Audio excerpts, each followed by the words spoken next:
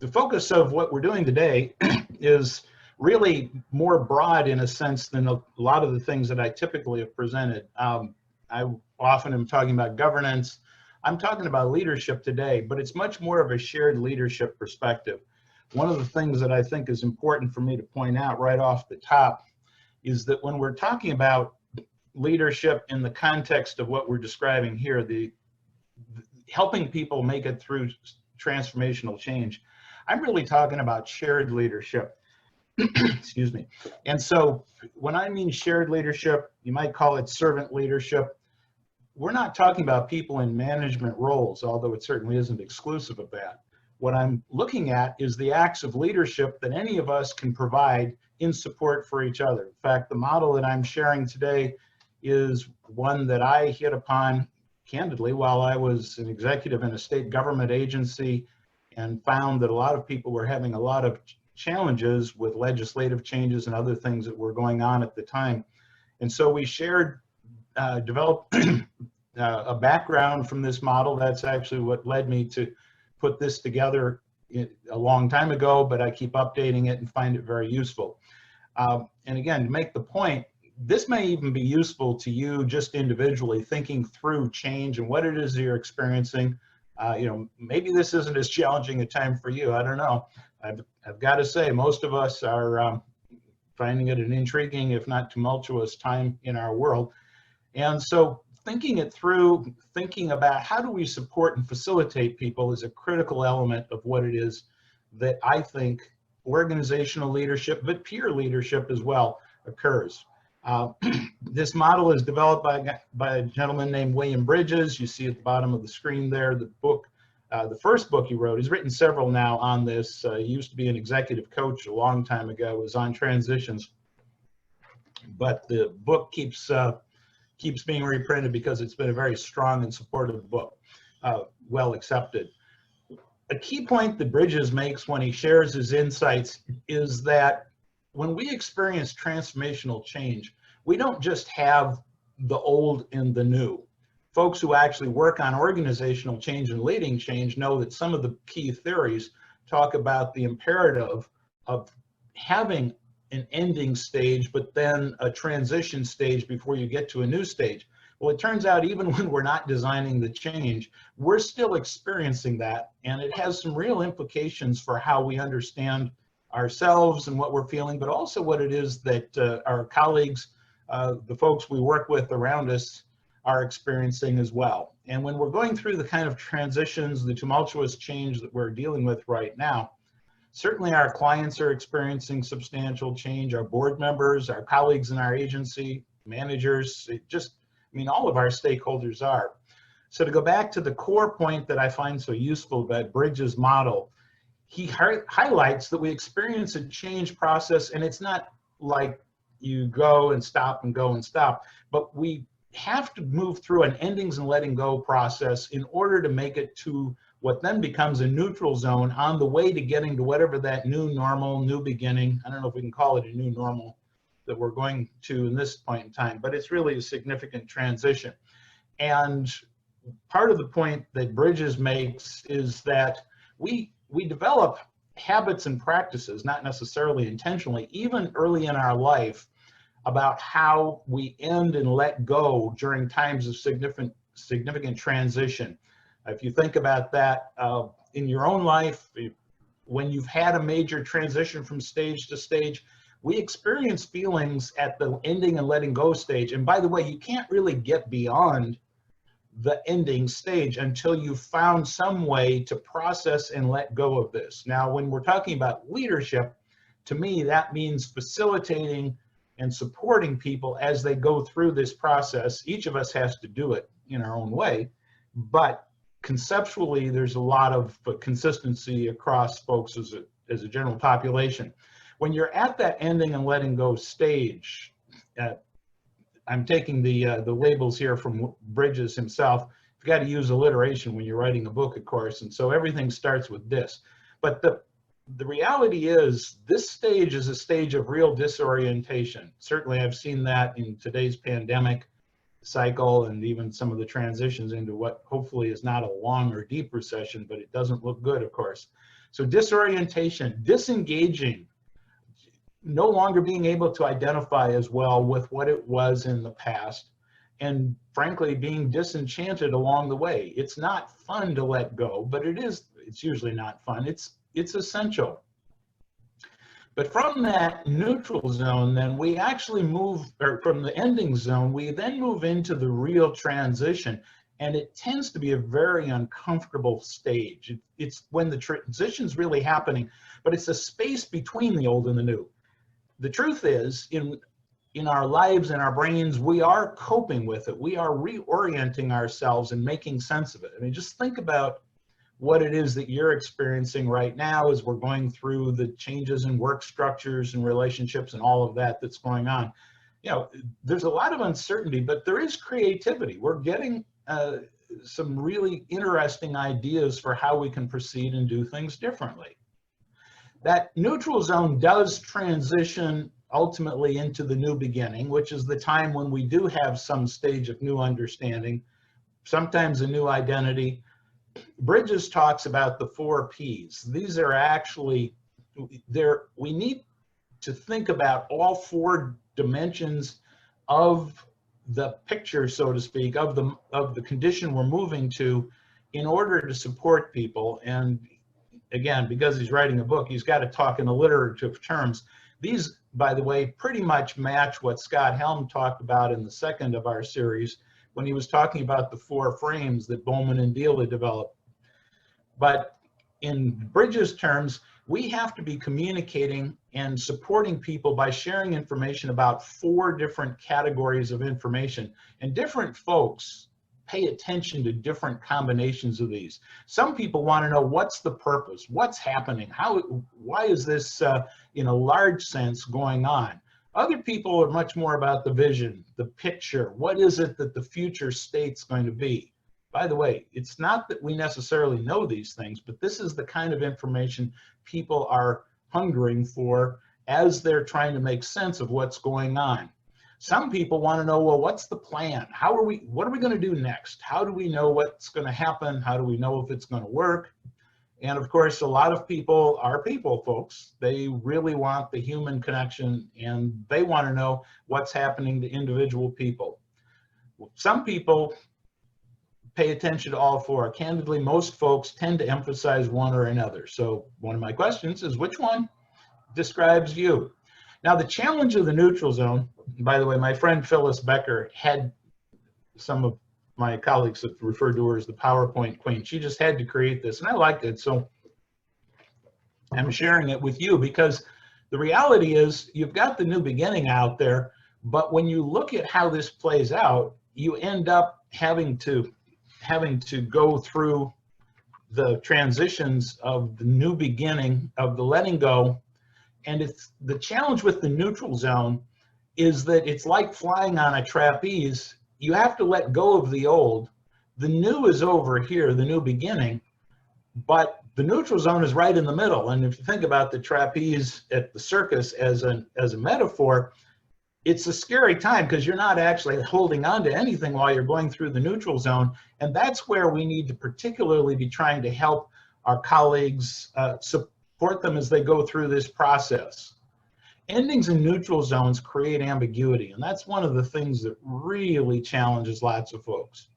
Different folks have different levels of tolerance with ambiguity and uncertainty, comfort with it, and I learned candidly when I was the state executive in this agency that it didn't bother me that much that things were still playing out and we couldn't predict exactly what was going to be in place 7 months ahead because we had a big legislative change in process. I also figured out in talking with the folks in this agency that an awful lot of them were much less comfortable with ambiguity than I was, and I wasn't as responsive and thoughtful about how to help and support them as I should have been at the beginning because I just didn't get it. So now I've tried to learn from this and I actually pay attention to this. So as the slide notes, we have included a little ambiguity tolerance self-assessment in the navigation box, the series box for this session. So if you want to just go through and do a quick assessment. By the way, if you're doing the assessment, recognize that the scoring on the second page is the opposite of the first, so that can get confusing if you're not sure about it. But take that assessment and think about those around you. How well are you meeting the needs of others who maybe have lower tolerance, more stress and confusion, concern with the neutral zone? Critical to leadership in times of change is a model that, frankly, a guy named Warren Bennis, who's written a lot of books on leadership, but he identified, based on some research he was doing quite a while ago, that effective leaders in all sorts of settings — he studied a huge array of settings. He actually studied prominent symphony conductors, choir, but also generals and corporate executives and others. When he boiled it down, there are 4 competencies of leadership that fundamentally make a difference in whether we're supporting and helping people as we go through whatever change process it is. And this is where real leadership, again, management leadership, but it's not necessarily management, just helping your colleagues make sense of this. What Bennis identified is that the first thing we need to do is help people make sense of things by paying attention to something. And especially in an internet world like we have today, I think, management of attention, helping by articulating a shared vision. And we often use that phrase in an organizational sense, but it's also true in a personal sense. How our vision about how our family will be positioned as we come out of this pandemic, or how will the organization be positioned? People are hungry for this kind of insight. And so supporting them by talking it through, not because you have the answers, but because you can help people make sense of it, is so valuable. Once you have their attention, though, the critical next step is to actually help them make sense of it, managing meaning, helping people sense, well, what is more versus less important? The third competency that leaders help provide, it's often what causes folks to trust them with the other points of this as well, is that leaders are effective at managing trust. Not in practical terms, what does that mean? They're good at walking the talk. People believe that they're actually there with them. Now, by the way, the fourth element of change leadership, this self-competency, if you will, is the management of yourself, which means knowing what you can and can't do. But what Bennis found was even more important than knowing yourself was being able to envision that we will make it. We can see our way through, and others want to hear and feel this confidence from you, and you can help them with that. Now, as this slide sort of illustrates, we've got this transitional process. Endings and the letting go part is that disorientation part. There is some sense of endings that continues through the whole transition process, but the reality is endings fade as you move from about the first 1/3, and we can help people better engage in or make sense of the endings and help them move into the neutral zone, which is where we really need to support our colleagues as we're trying to make our way along. The neutral zone tends to occur more in the middle of the cycle. Again, everybody, I should have said this earlier, everybody moves through these at their own pace. So you can't assume, oh, the whole department or the whole organization or the whole board, they're not all going to be going through it at the same time. But you can help people make their way through it with some tips that I'm going to share in a couple of minutes. So you move from the endings and letting go, and as you're letting go, you're making your way into the neutral zone. That ultimately takes you into the new beginning stage, which is where we're really shifting into the stage, the time that is what it is. Now, one of the things that's sort of messy, not sort of, it's messy, is that in our lives, which tend to be pretty complicated in a lot of ways, you may well be going through multiple cycles of change concurrently. And so you may be in a neutral zone with regard to one category of change. Maybe it's about work and where we are, transitions. Are we going to go back to office settings and other work, which would be more of a new beginning? But maybe you have different challenges and issues in your family or in other parts of your work where you're in an ending stage for one thing, you're in the neutral zone for another, and you're in the beginning for yet another. It can get very confusing. And part of what's so critical to recognize is that endings inevitably in any substantive change process, including, by the way, changes we want. I went through this, for example, when we moved to Kansas City from Minneapolis, when we shifted to a new house. We knew we needed to move out of our house in Minneapolis because it was getting too small for our family. But you know, you still go through that ending, saying goodbye to the house, saying goodbye to the city and transitioning. And there's a sense of loss. Different people will attend to different kinds of losses. But I encourage you to think about this when you think about the kinds of behaviors, maybe even behaviors that are not always productive, that you see around your family, your colleagues, your coworkers. The kinds of losses that people experience vary a bit, but the kinds of things, as you see on the slide here, people feel a sense of loss about relationships and attachments. I'm sure you can see some of that even just as you think about what's going on with the pandemic and the fact that we're not in a physical space together. So we can have other forms of relationships, but we have to let go of certain of those, at least for a while. In some cases of change, we feel like we have a loss of what Bridges would call turf. What you're actually talking about here in many cases is expertise. Do we know how to do what we need to in the new mode? And do we know how to cope with Zoom? Do we know how to use it? I'm used to sitting at a desk and talking with people face to face. No longer get to do that. So familiar structures, patterns of interaction. Some people grieve, and by the way, it's not always real, but it is a concern. Some people may be feeling a real sense of loss of the future or loss of meaning. Oh man, it'll never be the same. I mean, my colleagues in education are really trying to think about, well, if we never go back to the classic face-to-face classroom model as we shift, even before the pandemic, we were shifting to more online and hybrid structures. But what does that mean? How do we feel about that?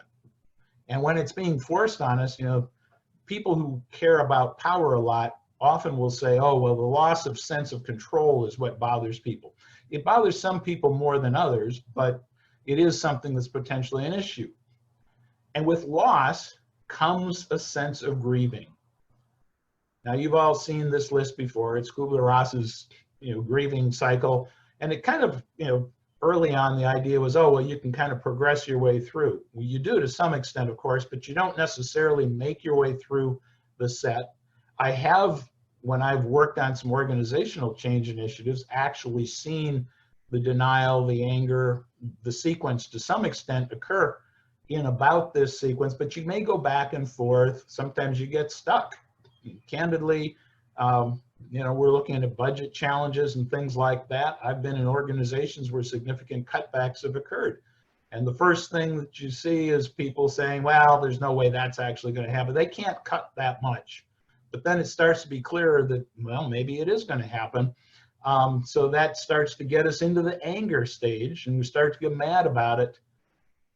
You may get stuck in anger. Candidly, I've worked in organizations with people who were mad even about changes 2 cycles back. And so a new change just makes it even tougher for people to come to terms with it. Again, my pitch here is we can support people and help them in going through this. And I will say, again, even if it's a change you like or want, or at least there are parts of it you like, you will still go through some of these things. When we moved out of our old house, I wanted the new house, but I still felt a sense of depression at times about the loss of the old patterns, all the memories of before, and all those kinds of things. So my pitch is that it's important for us, and we each can do some form of supporting our colleagues and ourselves. Candidly, maybe it's your family as well. This is personal. We provide support for people as we make our way through these stages, and it's really a significant issue. So how do we do that? Well, let me just share a few tips. Again, these are key highlights of things I've used in my career to facilitate change processes. They're rooted in material that Bridges talks about in his book, and I encourage you to take a look at it if this model seems useful. I should also point out that in the box for this session, you will find 3 worksheets. I have, in my consulting work over the last 40 years, yeah, it's been that long, I've worked with a number of organizations that have been trying to go through changes. I worked with a couple of groups, for example, that have gone through mergers. Unfortunately, I've had to work with a couple of groups that were literally at the point of changing because they had to close their organization. The business model didn't work and they didn't have an alternative. And so helping people think about this. Those worksheets that are in the box are worksheets that I created. I encourage you to use them, maybe even just for yourself to make sense of the process you're going through, but also, and to help yourself move through it, but also think about it, well, with those with whom I work, the folks around me, the clients. You know, I created those worksheets particularly because of my work with nonprofits. So you see references to nonprofits. But when we're looking at helping people go through the ending and letting go stage, one of the things that's always obvious, but you have to say it, and there's a unique twist to it, is communicate and share information as fully as possible.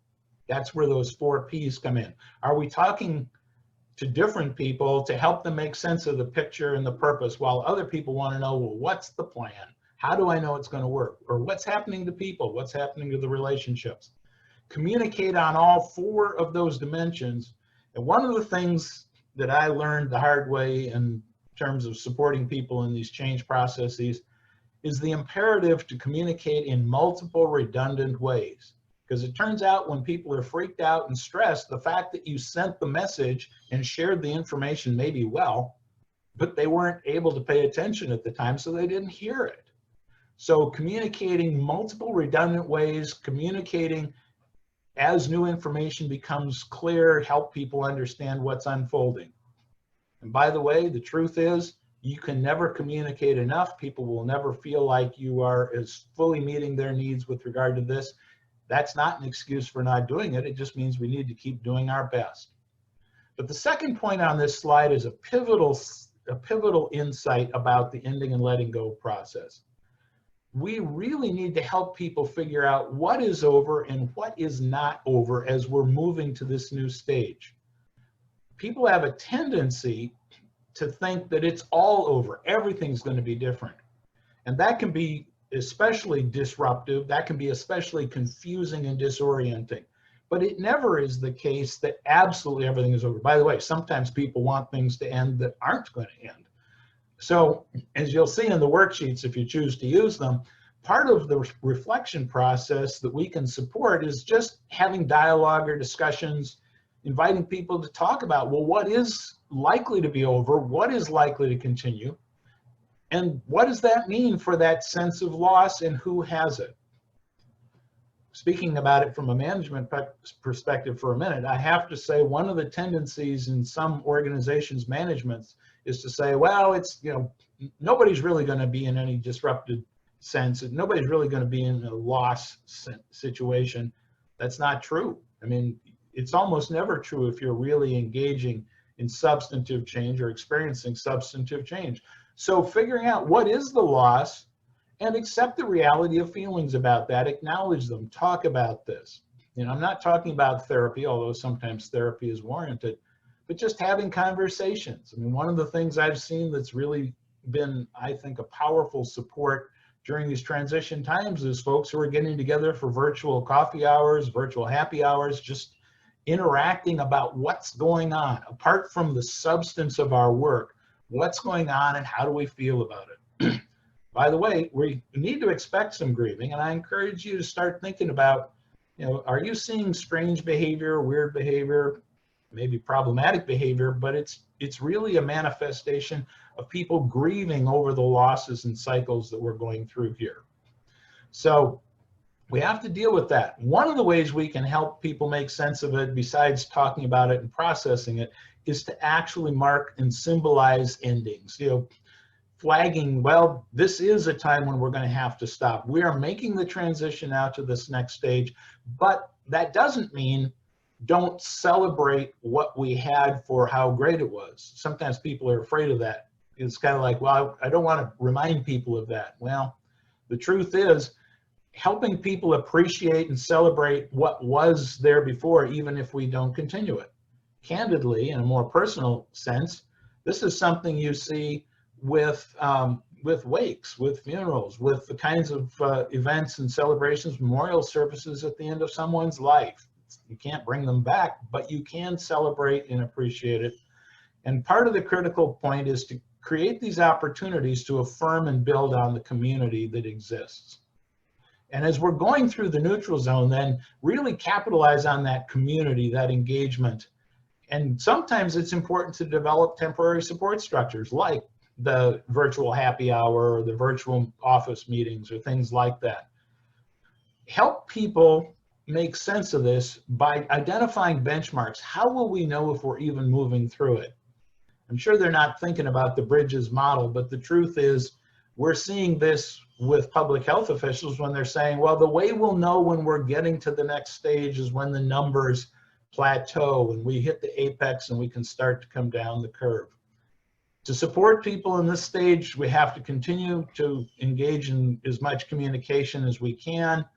And part of it is to think about, well, are there ways we should help people adapt? For example, just simplistically, do we need to do training or support on Zoom? Are there other things that we need to have happen? And frankly, be forgiving, be empathetic, because there are going to be setbacks, and that's how it is. But celebrate progress and good signs as they're coming too. And then when you're at the new beginning, keep those communications going. You may need to fine tune or even stop some interim structures because you're no longer in that neutral zone. But the 4 Ps that I've talked about, it is what it is. It's, you try to keep communicating, affirm what's stayed consistent, but the flip side of it is also, keep communicating to help people better understand where and how things are changing as well. So my invitation to you is to use the worksheets, maybe the Ambiguity inventory is of interest as well.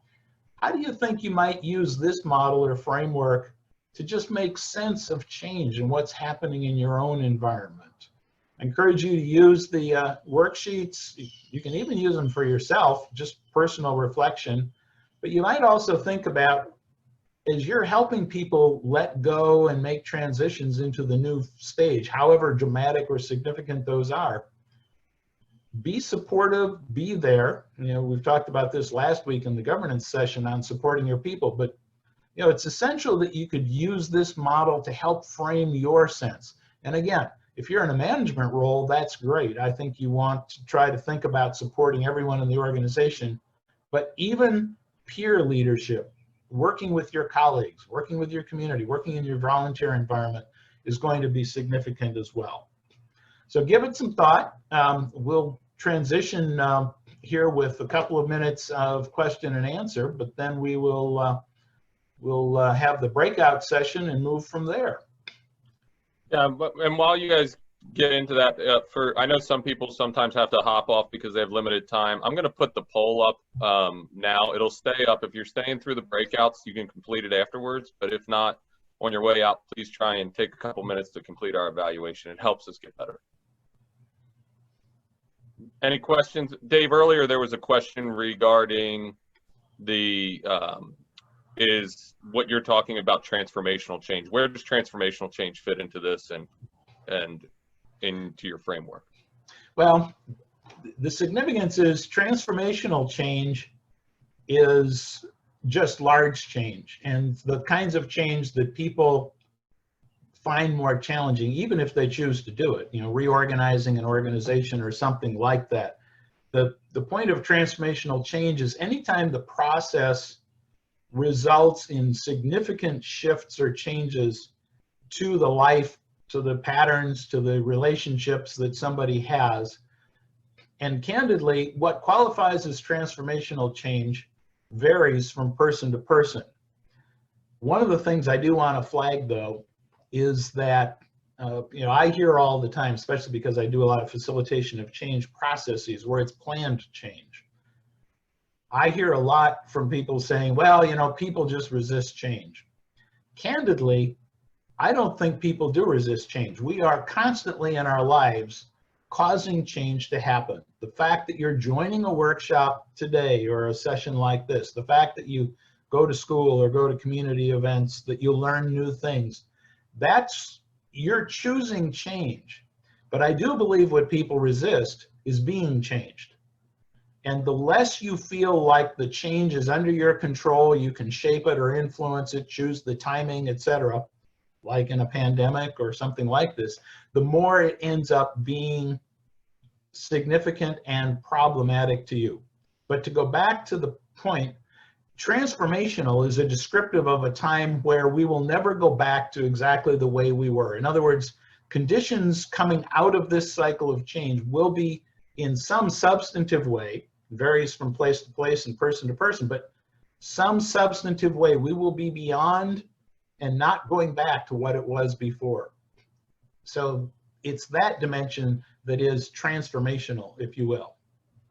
Okay, if there aren't any other questions that people want to see answered at this point, Monica, let's transition into our breakout rooms and invite people to talk about the model. You know, one of the things you might think about is, you know, are you in fact seeing grieving as people cope with this pandemic transition that we're in right now? Are you seeing reactions to how it is we have to try to continue to do our work and what it is that's happening or not happening? And, you know, just share with each other sort of what's going on. Our conclusion from interacting with people about the series is that the breakout room is often as useful to people for an opportunity just to talk with each other about what's happening as it is to talk specifically about the content of the session. But I would encourage you to just talk to each other. You know, do you see pieces of this that help add understanding to what you're experiencing?